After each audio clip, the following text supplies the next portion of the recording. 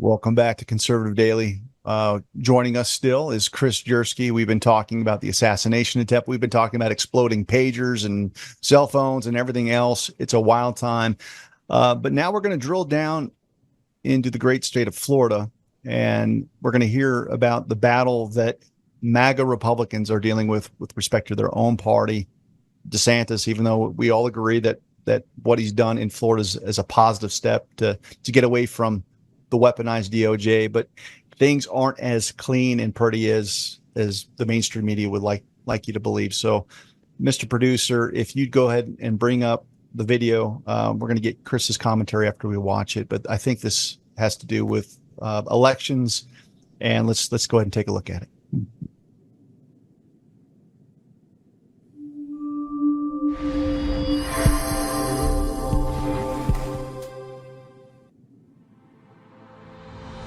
Why is the Republican Party of Florida attacking MAGA Republicans? Meet Evan Power, chairman for the Republican Party of Florida and lobbyist for Ramba Consulting Group, LLC. Why is a lobbyist head of the Republican Party of Florida? Sounds like a huge conflict of interest. When asked about abortion, he said, "It is no big deal." Miami Herald, August 26, 2024. He called the Jewish and Christian Republican organizations grifters.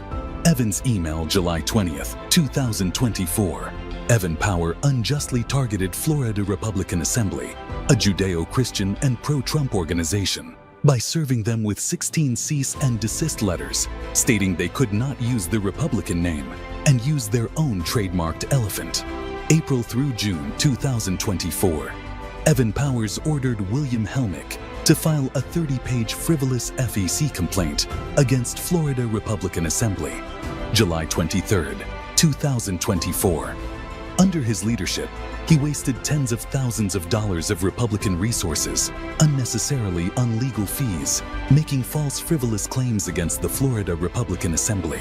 The resources could have gone towards vote no on Amendment 4 and used towards deserving Republican candidates, including President Donald J. Trump. Leadership failed. Unifier failed. Competent failed. Evan Power, unfit to serve. Call, email, and tweet Evan Power today and let him know we have a country to save and do not have time for his destructive, divisive, and irresponsible behavior.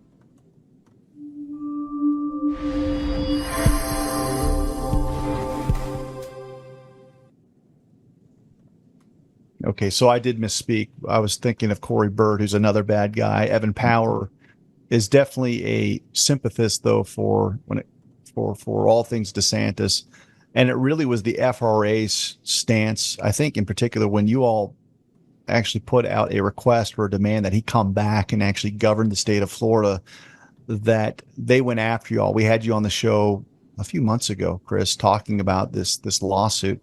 And we also had Lou Marin come on and join us. But unpack this for us. Well, Governor DeSantis is the leader of the Republicans in all of Florida, and Evan Powers is essentially the chairman of the Republican Party. When we started coming up, I think it was May, you would see that, like, okay, DeSantis came back home. Trump, the MAGA Republicans won as far as the keeping Trump on the ballot, because most people forget that the Republican Party in Florida actually tried to remove Trump from the ballot. We had to bus people into Orlando to stop that from happening. It was unreal. So after that, we thought it was a victory, and these people were going to basically back down and essentially get to the realization that the people want Trump here in Florida, along with a lot of America First candidates across the state. They immediately went to work and started sending cease and desist orders in May and using Republican funds to pay for it to try to shut down the Republican Assembly, but worse, go after our individual members at the Recs and essentially say that they have to be thrown out without any due process or without any vote. By law, if we were to be removed from our local RECs, those Republican executive committees, you have to be voted out by 2/3 of the body. They're just summarily dismissing people, saying you're not allowed to be in the Republican Party because you're part of a Judeo-Christian organization. And then the thing that's just surreal is where we just had this situation with the primary a couple weeks back, where our candidates won committee people to go to Tallahassee and hopefully bring some sanity back to what's going on here. The fact that our about 3 or 4 people won on the West Coast, they literally shut down their entire Republican executive committee, and by saying, quote unquote, they're out of control. Meanwhile, there's people in Osceola that haven't met in a year because they just given up on their corrupt REC. So literally there's a REC with 0 membership, but they haven't met in a year, but they're continued to allow to be, they're still allowed to keep their charter. But people that are supposed to be in this vibrant debate to see who our next batch of leaders are going to be, they all get shut down. So there's been this coordinated campaign across Florida to shut down MAGA Republicans, and specifically, I believe it's targeting Judeo-Christian organizations. And I can't help but believe that it has something to do with the abortion amendment that's on our ballot this fall. Well, Chris, it's not just Florida. We've been witnessing the efforts to in Michigan, same thing. The Michigan GOP is try to purge Colorado, Judeo-Christian, MAGA people, Colorado, you name it. It's happening everywhere. And but Florida is a little bit different in the sense that you provide so much granularity through the People's Audit on election fraud. And so they've been forced to clean up their voter rolls because you keep generating these detailed accounts of what's going on county by county. And I know that you sent us a couple visuals before the show. This might provide a little context why they're scared to death of your organization and your work, because it really is the only thing out that's holding them accountable.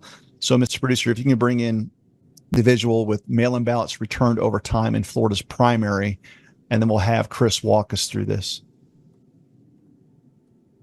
Yeah, this is a good summary on what just happened in our primary. We had about 2.2 million vote by mail but requests go out.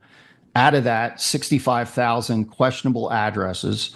The worst one, though, is the 36,000 orphan ballot requests. So you have to understand this. There's no voter record for 36,000 people that were allowed to receive a mail-in ballot. And to this day, we haven't had an explanation, because all of this stuff that you're seeing on this screen was pointed out to them 2 years ago in the 2022 primary and general election, and it still hasn't been fixed. So for some reason, you're allowed to get a vote by mail ballot, but you're not in the voter rolls. Still don't make any sense. Inactive voters, there was about close to 9,000 people that were inactive, but still getting mail-in ballot. And duplicate requests, again, this was another horrible problem where there was, in one case, a person that had 4 different ballots in 4 different counties.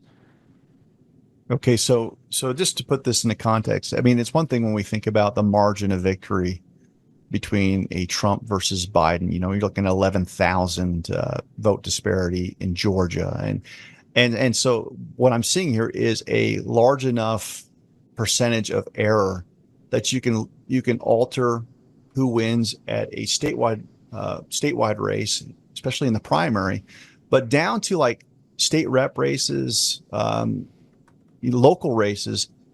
If you've got this much of a gross error in your voter rolls, every single race is up for grabs with respect to generating a fraudulent ballot.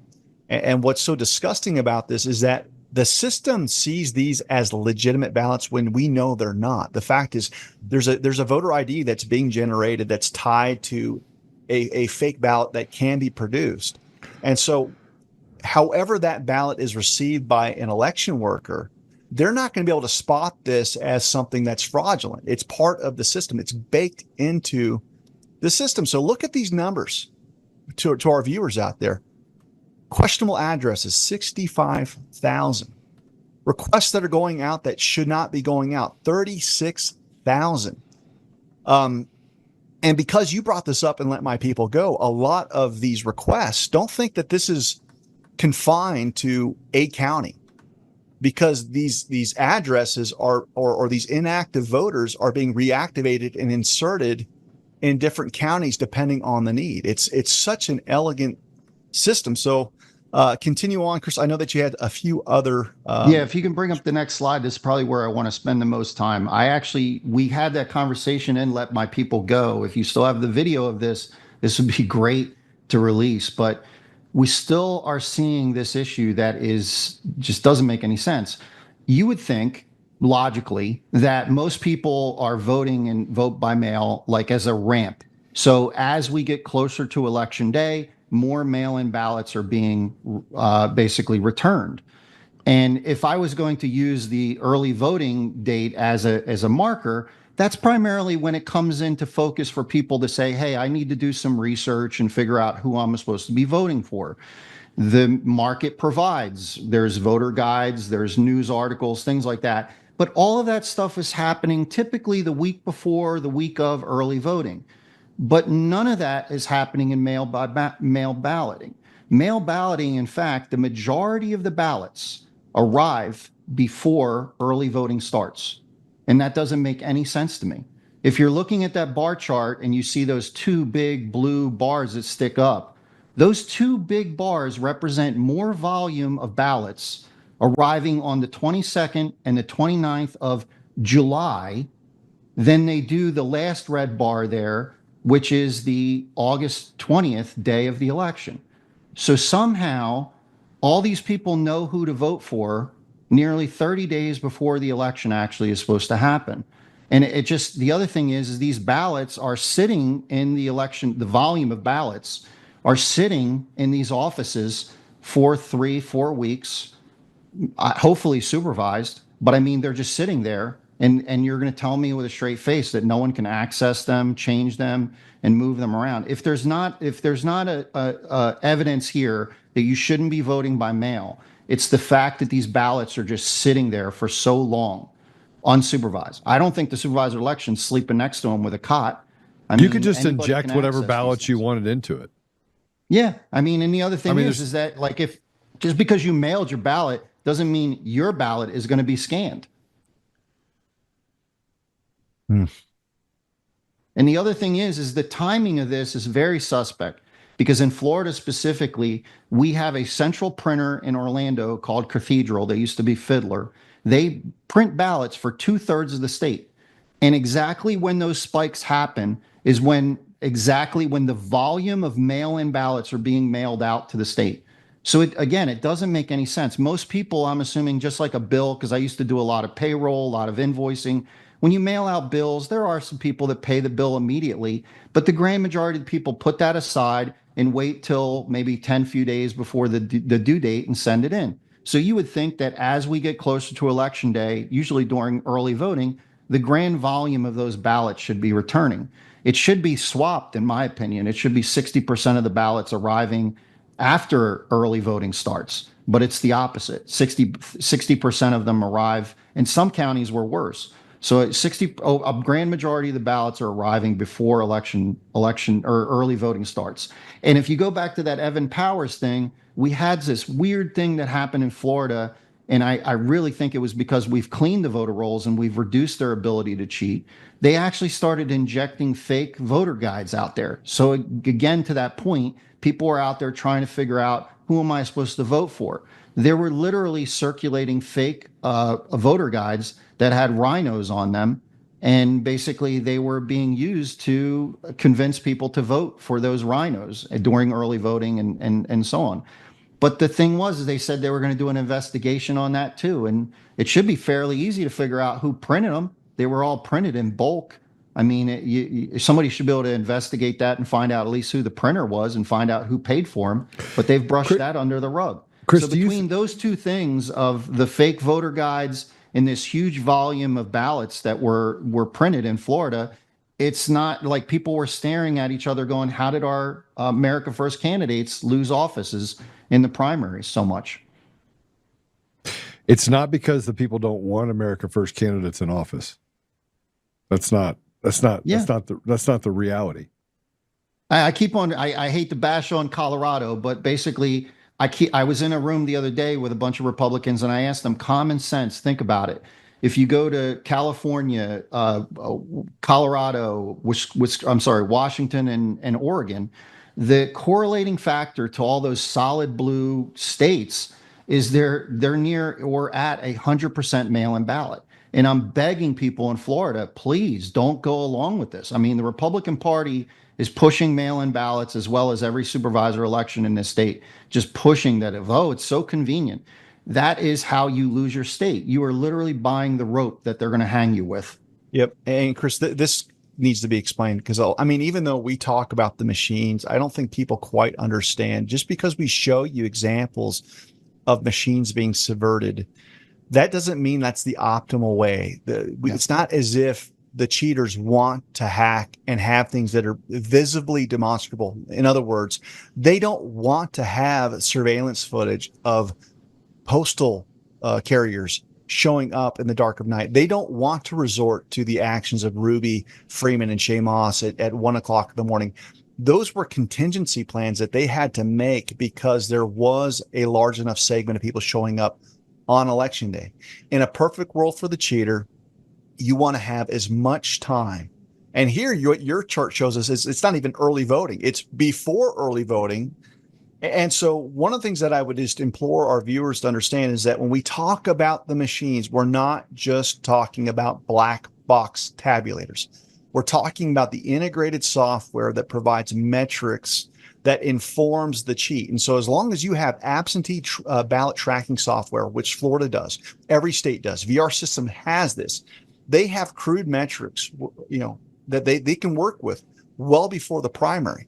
So the perfect cheat is to have all of your stacks of paper from Cathedral, Runbeck, having those ballots ready to go, that paper trail's ready to go. So the machines, when we talk about machines, we're talking about an ecosystem that you can fool even the most ardent election worker that's now on high alert, looking for ways. They'll never see it. Because it's part of their processes. They're receiving what looks to be legitimate ballots that have been tied into the system, and they've got no reason to doubt it unless you start telling them that you're basically being led by the nose in ways that make it so easy for the cheaters to get away with fraud. And they need two things. They need a greater amount of time to account for variables. That's the early voting period. And they also need a greater amount of time to count things after the fact. And the only way that you can put them into crisis mode and have all of the cracks appear for everyone to see is to alert as many Republicans as you can. Don't play into that system. Show up on election day. Don't listen to the advice of Javon Hutton-Pilatry, who's telling people request a mail-in ballot. No, because that actually feeds and gives the metrics. If you happen to get one, that's different. Hold on to it, show up on election day, vote in person, but you shouldn't be helping the system identify, what that delta is. And so for the love of God, people in Florida, vote on election day. Do not request a mail-in ballot, but if you're getting one, then make the best of a bad situation, but do everything on election day. That's the only way that you're going to be able to expose the corruption here. Yeah, I mean, from the very beginning, ever since I started, the Republican Party en masse has pushed back against this. I remember being in rooms saying, hey, listen, mail-in ballot is just the way it's going to be. People are never going to give up the convenience. And I was looking at him going like, do you know that like Jimmy Carter even said that mail-in ballots were the worst way of voting? I'm like, there's documented evidence. I heard recently that all the NATO countries say that it's actually a security risk to allow mail-in ballots. Like, I get it. We can do absentee ballots, low volume for people with excuses. I'm not talking about that. This is the mail-in ballots that have been ushered in by COVID. And the other thing is I don't see the volume of ballots being reduced over what happened in COVID, which doesn't make any sense. The earliest, the way that they come in early and the volume of these mail-in ballots scream out to me that someone's basically stealing people's identities. And again, this is what we proved with the Red Belly Road situation. Most of the people that we talked to for that particular situation had no idea that there was mail-in ballots being requested in their name, and you wouldn't. There's no reason for you to be alerted to it. It's just you're going to vote in the election, and you just won't know that you voted. Chris, I know that you had a few visuals. Let's get through them as quickly as possible, and because I know that you've got an appointment here, but take us to the next slide, and we'll just run through them as quickly as we can to let you go. So yeah, the next one should be a bar graph. There we go. Lake County, which is my county, again, doesn't make any sense. 71% of the ballots arrived before early voting started, and if you look at those bars again, those two bars, I believe, represent the How is week that of July possible? 17th. I'm sorry? How is that possible? Yeah, July 17th to the July 22nd, which is a month before Election Day, okay? There was more ballots that arrived than during the entire week, the final last week of the election. That doesn't make Why any is sense. nobody actually looking into this? Like, how is this even, how are people not up in arms about this? I mean, I don't get the thing it. that boggles my mind is if you're an election worker, you're actually witnessing this. So you're seeing like literally baker's racks full of ballots coming in so early, and you don't find that suspicious. But the thing is Alan Hayes is the supervisor of election of Lake County, and he was up for re-election. As you can see, the sign behind me, it took 195,000 in Zucker bucks. I'm sure that he basically ran his office very well. And the thing is this is a audit-proof cheat because no one's going to look at this. Okay, you're just going to count the ballots, and you're going to be like, "Damn, we lost." You're not going to think that, "Hey, can we check to see the volume of every day that they came in?" With our system, what you're witnessing here is a new suite of reports that we just took the entire summer to build out. We have a full reconciliation on everything in mail-in ballots now, including watching So why dailies. didn't you take this to court? Why isn't this in court right now? This is literally just like hot off the presses. Our system just cranked these out within the last week. We'll probably be bringing these forward. But I mean, the biggest thing is that as far as citizens are concerned, we have little standing. The only people that really can bring this forward are candidates, the way the Florida rules are laid out. So citizens do not have any sort of standing to go after and see that their vote actually counts. That, I mean, you can't even say, okay, well, that's my candidate, and this is impossible. This is not even probable or possible, but you don't have a standing. I mean, let me the best thing that we see is Harry Hari and Marley Hornack's report, or that USA lawsuit, which is taking this on as a civil rights issue. But as far as like us going into county or state courts, that'll take 5 years. Five years. By that time, we won't have a country. Well, look, but let's get over the moaning and complaining. Look, folks, the election code has been subverted to keep individuals from legally bringing these claims. So where they have consolidated power is in the codes themselves that are drafted by the lobbyist groups, by the special interest groups, by VR systems, by Dominion, by ES&S. So we need to get around the idea of being flustered. And this is why I'm talking about the battle is county certification. It's not the courtroom. It's not the lawsuit. We got to get away from this idea that we can keep filing lawsuits with selected judges that tell us, by the way, the code written by Dominion, written by ES&S says you don't have standing. There has to be a rubber meets road moment where the clerk's saying, you've got me at gunpoint. You're telling me that this is ministerial. You're telling me I've got to certify that black box. You're telling me that I got to certify this defective process. What happens if they say no? And until you've got 3,000 plus counties of clerks and canvassing boards saying, no, you're not fighting on the surest terrain. But that's a courage equation. It's not a legal thing. And so just to put this in perspective, bring that graph back up. What Chris is talking about, what is so unusual about this is think about real life. You said something that was spot on, Chris. There should be a ramping effect. As people, real people, become aware of an early vote election or primary election, there are certain signals that they receive to know to request that ballot. And you're not getting signals 2 months, 3 months, 4 months before an election. Basically, you have it on your calendar that early voting starts on this date, and that's the signal for you to start requesting it. And you should see an increase in volume as that deadline approaches, because a lot of people like to procrastinate. What you're seeing here is there's no onboarding. There's no pattern here that reflects real life. You're seeing artificial injections through the cathedral system where you get basically bulk preparation to have that credit line ready. that paper trail ready to cover up the cheat. And that's why this is such an offensive chart. But folks, like, if you're not going to be the lawyer that's filing the lawsuit, if you're not the candidate that's in the suit, that's ready to file a challenge, turn the scalpel toward yourself. Everyone in Lake County should be showing up to board supervisor meetings with this graph saying, you better not certify the process or the election given this information. That's the best way to fight this. Like, we've got to stop with this like, lawyer, solve the problem, judge, do this. It's like, we need thousands of people in Lake County, everywhere else, to take this information. And then there's a question, Chris, for you, because it's not just Florida. You've been doing work in North Carolina, Texas, and I have to believe that you're probably seeing or beginning to see similar patterns in other states. Is that true?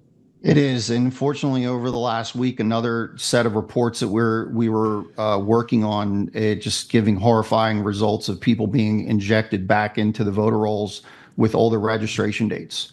I was looking at one this morning that was like 102 years old. She had like a 1970 some odd, registration date, and first time she's in the voter rolls. This is the kind of stuff I documented before, where they're adding people in and then deleting them after they vote. But the thing that's essentially that I want to raise the alarm bells is that the mail-in ballots are going out like now, between now and probably the next week and a half across all the states. The mail-in ballots will be sent out for all of the basically the general election. And as I demonstrated a couple minutes ago, they're making a forecast. They're cheating way before election day. And this is stuff that by the time they call it LNA testing, when you go in and test that machine, the first thing they do is start scanning all those mail-in ballots that have been sitting there for weeks. So literally, by the time the people just get into the swing of things and start doing poll watching and start watching during early voting, this steal has been documented and done. So that's the whole thing. They just need to basically put in a couple over the top at the last minute based on whatever the real-time results are. And this accounts for what we're seeing in the cast vote record. Notice that every single cast vote record that we've looked at, there's this giant spike. Yep. And so a lot of people are making the assumption that that's a digital hack. It doesn't have to be. It can be. Yeah. It certainly can be.